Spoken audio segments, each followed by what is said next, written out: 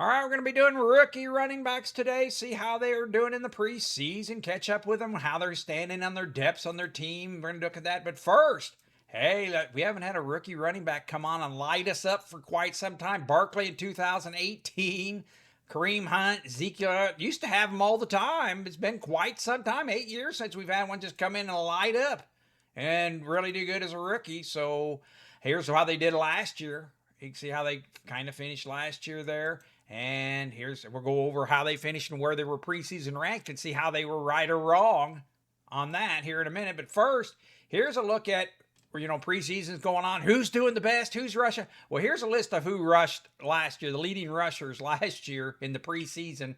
Dearness Johnson, Jacardi Wright, Bam Knight, IE, Gordon, Schrader, Rodriguez. Hey, but you see, it has no bearing on how they finished. So let's introduce you to the new draftees of 2026. All right, let's take a look at these running backs drafted this year, 2026. Rookie running backs here up first is Jeremiah Love. Of course, he's consensusly ranked 15th right now.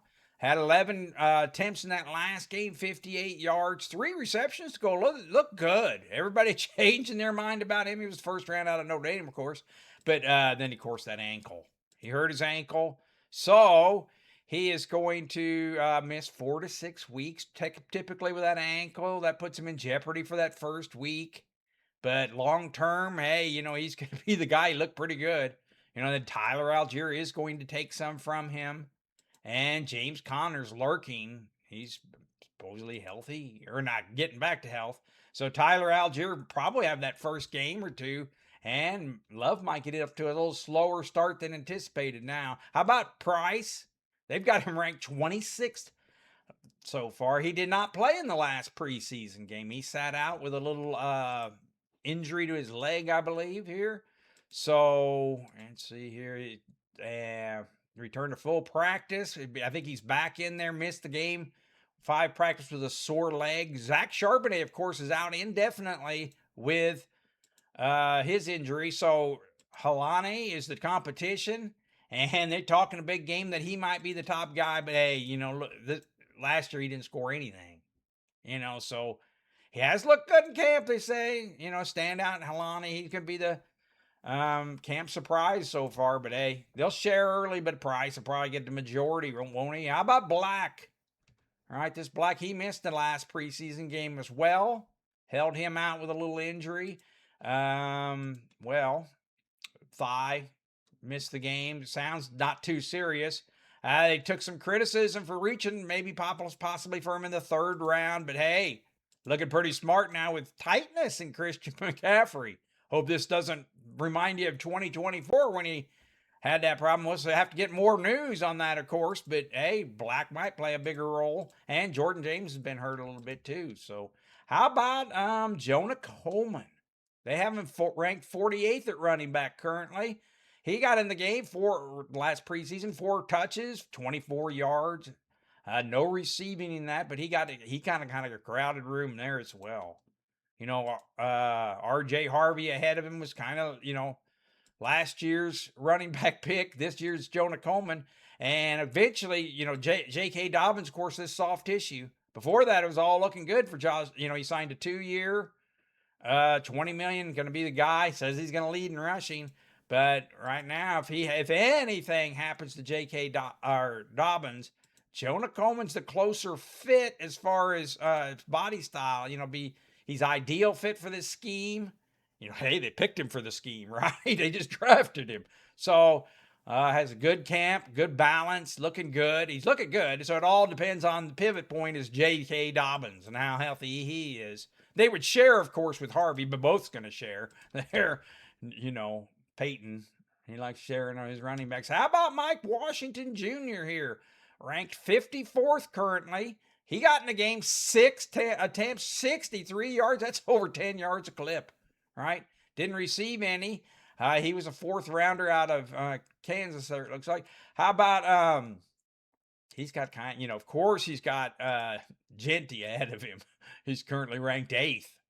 So, but that's it. So anything happened to Genty or slow start for him. Maybe they'll work this Washington in too, kind of saving Genty some. We'll see how he gets, but hey, he's viable at least. How about this Emmett Johnson? All right, he's got 12 attempts for 59 yards in that last one. Kind of looked good. No receptions out of him there. He was a fifth-round pick out of Nebraska. Well, hey, the road for him is got to get through Kenneth Walker, which Kenneth Walker's been hurt in the past, 2024 sidelined multiple games with lower leg injuries. Some of you might remember if you had him there. He kind of came on last year, of course, in the playoffs especially, but he was kind of sharing there before too. So, and then you have D. McCardle here above him too. But Emmett Johnson might get in there, especially with a strong show in there like that. So how about Nicholas Singleton? I do that every time. How about 8 rushes for 31 yards? He got active in that preseason. No receptions. He got 2 guys ahead of him too, Tony Pollard, and everyone was talking about Tyjae Spears a little bit in that last run he had, and he was looking active. So, and this is the 30th rushing team. So I don't know how excited to get. Of course, got to get past Pollard and Spears before he gets meaningful action. So in my hand on a team that's probably not going to score a whole bunch. So how about, here's a team that might score some. Adam Randall for Baltimore, right? Not ranked currently, but had 12 rushes and hit pay dirt with that touchdown and 46 yards in that preseason game. Looked pretty good there. So he was a 5th rounder out of Clemson.